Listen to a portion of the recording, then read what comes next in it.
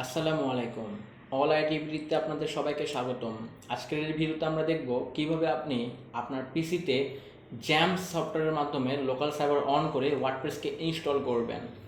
তো অনেকেরই ডোমেন না থাকার কারণে তারা ওয়ার্ডপ্রেসকে ইনস্টল করতে পারে না এবং তাদের প্র্যাকটিস করতে পারে না। তো এজন্য আমরা একটি সফটওয়্যার ইউজ করব যার নাম হচ্ছে জ্যাম। এই জ্যাম সফটওয়্যারের মাধ্যমে আপনার নিজস্ব পিসি বা ল্যাপটপকে আপনি সার্ভার বানিয়ে সেটাতে ওয়ার্ডপ্রেস ইনস্টল করে প্র্যাকটিস করতে পারবেন, কিন্তু আপনি আপনার ওয়েবসাইটটি কাউকে দেখাতে পারবেন না, শুধুমাত্র আপনার পিসিতেই রান হবে। এই জ্যাম ব্যতীত আরও একটি পপুলার রয়েছে, সেটি হচ্ছে ওয়াম্প। তো জ্যাম বা ওয়াম্প কিংবা আরও রয়েছে পপুলার, আপনি সেগুলো গুগলে পেয়ে যাবেন। আমরা আজকে জ্যাম দেখব। তো জ্যাম দেখার জন্য আপনারা এখানে নতুন একটি ট্যাব নেবেন, এরপর আপনি জ্যাম ডাউনলোড এই লেখাটি লিখে আপনি এখানে গুগলে সার্চ দিবেন। গুগলে সার্চ দিলে আপনি এখানে যে প্রথম লিঙ্কটা পাবেন এখানে ক্লিক করে দিবেন। এখানে ক্লিক করলে আপনাকে বলবে জ্যাম ফর উইন্ডোজ। আপনি এখানে উইন্ডোজ থেকে উইন্ডোজ এটা নেবেন। এখানে লিনাক্স রয়েছে এবং এখানে ওএসএ রয়েছে। এখানে লিনাক্স রয়েছে এবং এখানে ম্যাকের জন্য রয়েছে। তো আপনার উইন্ডোজ কিংবা লিনাক্স কিংবা ম্যাক যেটাই হোক না কেন, আপনি সেইটার ভার্সনটিকে ডাউনলোড করে নেবেন। তো এইখানে আমরা উইন্ডোজে ডাউনলোড করব, তার জন্য আমরা এখানে উইন্ডোজে আসবো এবং এখানে আমরা 64 বিট ডাউনলোড করব, কেননা আমাদের এটা হচ্ছে 64 বিটের উইন্ডোজ। তো আপনি যদি না জানেন এটা আপনি কিভাবে চেক করবেন, তাহলে আপনাকে আপনার ফাইল এক্সপ্লোরার বা দিস পিসিতে বা দিস কম্পিউটার বা মাই কম্পিউটারে ক্লিক করলে আপনার সামনে এরকম একটি উইন্ডো ওপেন হবে। এখন আপনি বাইরে এখানে রাইট ক্লিক করবেন, এরপরে প্রপার্টিস এখানে ক্লিক করে দিবেন। তারপরে আপনার সামনে একটি উইন্ডো ওপেন হবে, সেখানে আপনি দেখতে পারবেন যে আপনার অপারেটিং সিস্টেমটি কত বিটের। তো এখানে 64 বিট দেখাচ্ছে, তার মানে আপনাকে 64 বিট ডাউনলোড করতে হবে। যদি এখানে 32 দেখায় তাহলে 32 ডাউনলোড করতে হবে, কিংবা যদি 86 দেখায় তাহলে আপনাকে 86 ডাউনলোড করতে হবে। তো আমরা 64টাকে ডাউনলোড করব, কিংবা আপনি চাইলে আরও একটিভাবে এটাকে দেখতে পারেন। আপনি আপনার কন্ট্রোল প্যানেলকে ওপেন করবেন, এরপরে সিস্টেম অ্যান্ড সিকিউরিটিতে ক্লিক করবেন, তারপরে সিস্টেম ক্লিক করবেন, তাহলেও আপনি এটাকে দেখতে পারবেন। তো আমরা এটাকে এখন কেটে দিচ্ছি। কেটে দেওয়ার পরে আমরা এখন যদি এই ক্রোমে আসার পরে এই ডাউনলোড বাটনে ক্লিক করি তাহলে আমাদের এটা ডাউনলোড হয়ে যাবে। এখানে রয়েছে ভার্সন, আপনি কোন ভার্সনটি ডাউনলোড করবেন। আপনি চাইলে লেটেস্টটাকেও করতে পারেন কিংবা তার আগের ভার্সনটাকে ডাউনলোড করতে পারেন। আপনি এই পিএইচপি ভার্সন 7.4 কিংবা 7.3 এটাতেও আপনি ইনস্টল করতে পারবেন ওয়ার্ডপ্রেসকে। আপনি চাইলে লেটেস্ট করলে লেটেস্টটাই ভালো, আপনার যেটা ভালো লাগে আপনি সেটাকে ডাউনলোড করে নেবেন। যখন আপনি ডাউনলোড করে নেবেন তখন আপনি আপনার যেখানে ডাউনলোড হবে সেইখানে এই .exe একটি জ্যাম পেয়ে যাবেন। এরপরে আপনাকে এখানে ডাবল ক্লিক করতে হবে, এরপরে যা যা অ্যাক্সেস চাইবে কিংবা নেক্সট নেক্সট নেক্সট করে আপনি এটাকে ইনস্টল করে নেবেন। আপনাকে আলাদা কোনো কাস্টমাইজ করতে হবে না।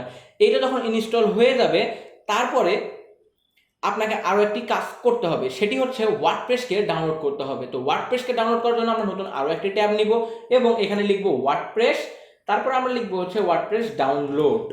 আপনাদের যে কোনো কিছু যদি ডাউনলোড করতে হয় সেটা সবচেয়ে সহজ উপায় হচ্ছে শেষে ডাউনলোড লিখে সার্চ করবেন, তাহলে আপনি ডাউনলোডের লিঙ্কটা সবচেয়ে আগে পাবেন। তো আমি একটা জিনিস ক্লিয়ার করে বলে দিচ্ছি, সেটা হচ্ছে wordpress.com নামে একটি ওয়েবসাইট রয়েছে এবং wordpress.org বা org নামে আরও একটি ওয়েবসাইট রয়েছে। তো আপনি অবশ্যই .org যেটা সেটাতে যাবেন, .com-এ গেলে আপনার হবে না। তো আমরা .org এখানে ক্লিক করলাম, তাহলে আমাদের সামনে ডাউনলোডের পেজটি চলে আসবে। তো আমরা যদি একটু নিচের দিকে যাই তাহলে আমাদেরকে এখন বলবে ডাউনলোড ওয়ার্ডপ্রেস 5.8। তো আপনি এখানে লেটেস্ট ভার্সনটাকেই পাবেন। এই যদি আপনি লেটেস্ট ভার্সন ইউজ না করতে চান, আপনি যদি এই ভার্সনের আগের কোনো ভার্সন ইউজ করতে চান, তাহলে আপনাকে এইখানে একটি অপশন দেখতে পারবেন যেখানে আপনি পাবেন রিলিজেস। তো সেই রিলিজেস অপশনটি হচ্ছে যে এইখানে ওয়ার্ডপ্রেসের এই 5.8 ব্যতীত আর কি কি ভার্সন আছে, এই যে আমি যদি অল রিলিজ এখানে ক্লিক করি তাহলে আমার সামনে এখানে চলে আসবে সকল লিস্ট।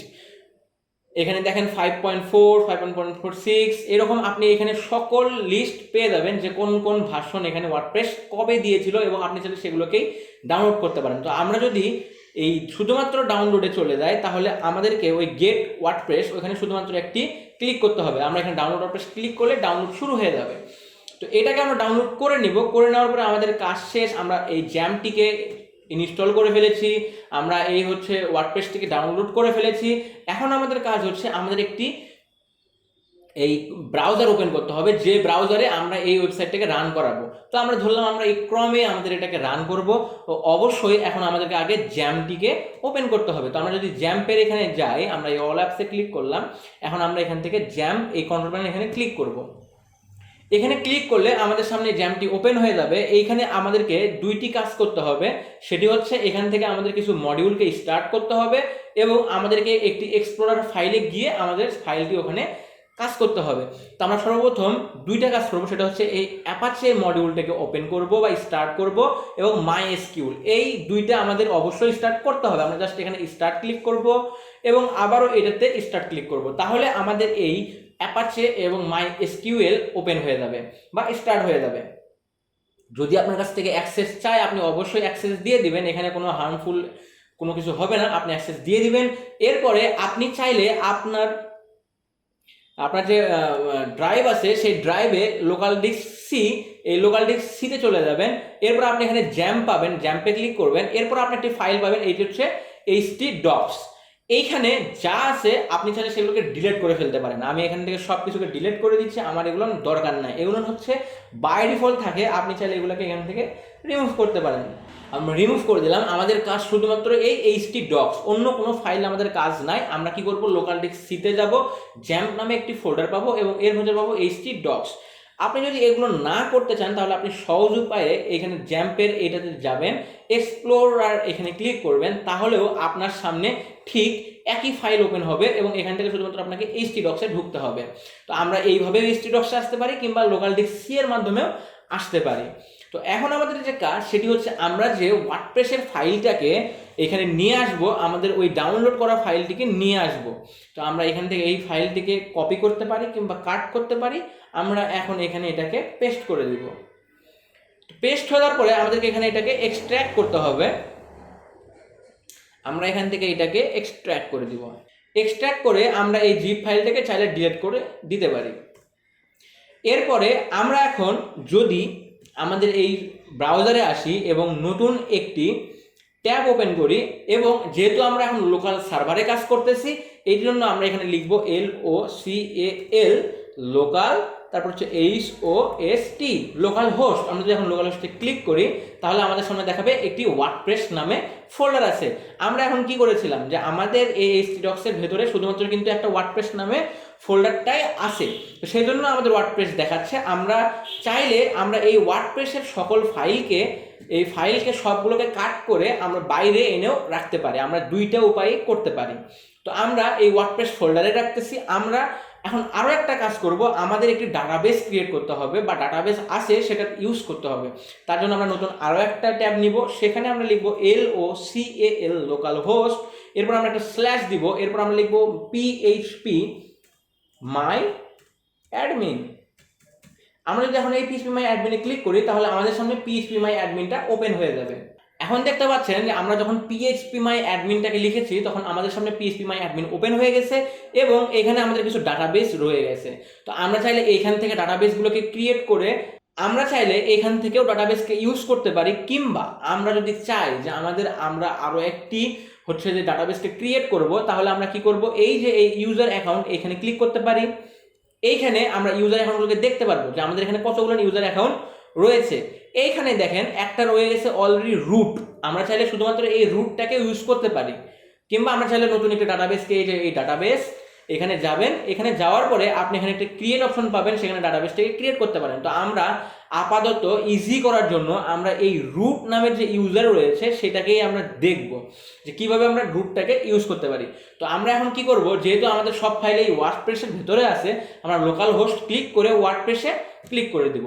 তাহলে আমাদের সামনে দেখবেন যে এখন ওয়ার্ডপ্রেসের সেটআপটা চলে আসবে।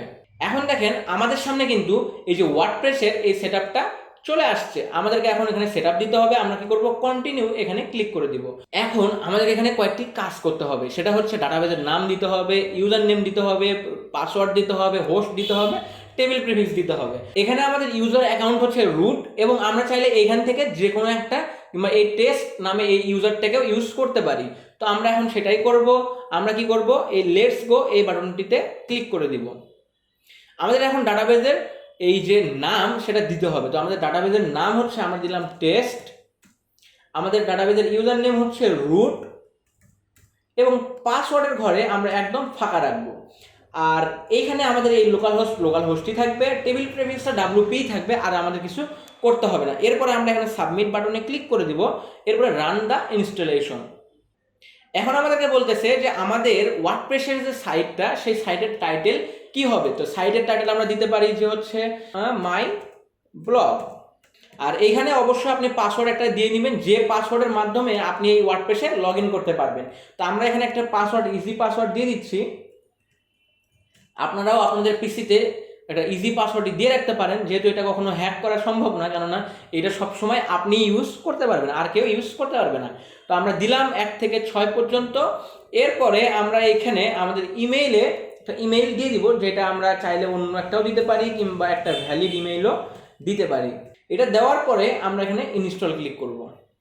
আমরা স্টেপ 1-এ শুধুমাত্র একটা ভুল করে ফেলেছিলাম, সেটা হচ্ছে ইউজার নেমে আমরা এই ওয়ার্ডপ্রেস ব্লগ লিখে ফেলেছিলাম, যেটা হচ্ছে একটা ভুল। এখানে আমাদের ওয়ার্ডপ্রেসের অ্যাক্সেস নেমটা দিতে হতো, তো আমরা এখানে অন্য কিছু দিতে পারতাম, সমস্যা নেই, আমরা এটাও ঠিক করা দেখব। এটাও এক ধরনের ইরর ফিক্সিং, যে কারণে আমরা আপনাদেরকে এটা দেখাচ্ছি ভুল করে হয়ে গিয়েছে। আমরা পাসওয়ার্ডটাকে এখানে দিয়ে দিব, ইওর চুজেস পাসওয়ার্ড। আমরা এখন এখানে লগ ইন ক্লিক করবো, তাহলে আমাদেরকে লগ ইন করে দিবে। তো আমরা এখন এখানে দিব আমাদের সেই ইউজার নেমটা, যেহেতু এটা একটা ভুল, তো আমরা এই ইউজার নেমটা এখানে দিব না, আমরা এই ভুল ইউজার নেমটাকে ঠিক করব। তো এইটা ঠিক করার জন্য আমরা আমাদের PHP মাই অ্যাডমিনে যাব। এরপরে আমরা এখানে রিলোড বাটনে ক্লিক করব। রিলোড বাটনে ক্লিক করার পরে আমাদের যেহেতু এটা হচ্ছে ইউজার, আমরা টেস্টটাতে ক্লিক করব। আমরা টেস্টটাতে ক্লিক করি, আমাদের সামনে এরকম চলে আসবে। আমরা এখন চলে যাব WP ইউজার্স, এই ইউজার্সটাতে আমরা ক্লিক করে দেব। তাহলে আমরা দেখতে পারবো আমাদের এই যে ইউজার লগ ইন, এখানে ওয়ার্ডপ্রেস ব্লক হয়ে আছে। তো আমরা এটাকে এডিট বাটনে ক্লিক করব এবং আমাদের এই যে ইউজার লগ ইন, এটাকে আমরা ঠিক করে অ্যাডমিন করে দিব। তো আমরা এখানে অ্যাডমিন করে দিলাম, দিয়ে আমরা আর কিছু করব না, আমরা শুধুমাত্র এখানে এখানে ক্লিক করে দিব। তাহলে আমাদের এটা অ্যাডমিন হয়ে গেল। এখন যদি আমরা আমাদের এখানে অ্যাডমিন লিখে 1-2 পাসওয়ার্ড দিয়ে দিই, তাহলে দেখবো আমাদের এটা হয়ে যাবে। এরপর আমরা যদি লগ ইন বাটনে ক্লিক করি, তাহলে আমরা ওয়ার্ডপ্রেসে লগ ইন করতে পারবো। এখন দেখেন আমাদের এই ওয়ার্ডপ্রেসটা আমরা ডাউনলোড করেছিলাম এবং আমরা এটাকে ইনস্টল করে ফেলেছি, সেটাও লোকাল হোস্টে। আমাদের এই যে ভিজিট সাইটে যদি আমরা ক্লিক করি, তাহলে দেখতে পারবো যে লোকাল হোস্ট /ওয়ার্ডপ্রেস। এইটা কেন দেখাচ্ছে ওয়ার্ডপ্রেস? কেননা আমরা এই সবগুলোকে একটা ওয়ার্ডপ্রেস নামের ফোল্ডারে রেখেছি, সেই জন্য আমাদেরকে লোকাল হোস্টের শেষে ওয়ার্ডপ্রেস লিখতে হচ্ছে। যদি আমরা ওয়ার্ডপ্রেস ফোল্ডারে না রাখতাম, তাহলে শুধুমাত্র লোকাল হোস্ট লিখলেই আমাদের ওয়েবসাইটটা দেখা যেত। তো এই ছিল আজকের ভিডিও, কিভাবে আপনি লোকাল সার্ভারে বা লোকাল হোস্টে আপনি ওয়ার্ডপ্রেসকে ইনস্টল করবেন। আপনি এখন এই লোকাল সার্ভারে সব কিছু করতে পারবেন, যেটা আপনি লাইভ সার্ভারে করতে পারতেন। কিন্তু অবশ্যই খেয়াল রাখবেন, পরবর্তীতে যদি আপনি এইগুলোকে অন না করেন, এইগুলো যদি স্টপ থাকে, এরপর যদি আপনি এখানে রিলোড দেন, দেখবেন এখানে কিচ্ছু দেখাবে না, কেননা আপনার লোকাল হোস্টকে এই জ্যাম্প নামের যে সফটওয়্যারটা, সেটাই কিন্তু রান করে।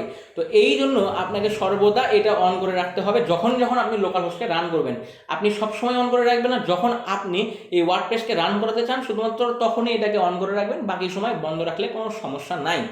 এবং আপনার এই স্পিডটা, যে একটা পেজ থেকে অন্য পেজে যাওয়া, এটা অবশ্যই আপনার পিসির সাথে সাথে আপনার নেটের সাথেও সংযুক্ত হতে পারে, কিন্তু বেশিরভাগ সমস্যা হয় যদি আপনার পিসিটা একটু লো কনফিগারেশনের হয়ে থাকে, তাহলে কিছুটা স্লো হয়ে থাকে। কিন্তু যদি আপনার পিসিটা একটু ভালো কনফিগারেশনের হয়ে থাকে, তাহলে স্লো হওয়ার চান্সটা খুবই কম। তো এই ছিল আজকের ভিডিও। এতক্ষণ অল আই টিভির সাথে থাকার জন্য আপনাদের সবাইকে আন্তরিকভাবে ধন্যবাদ।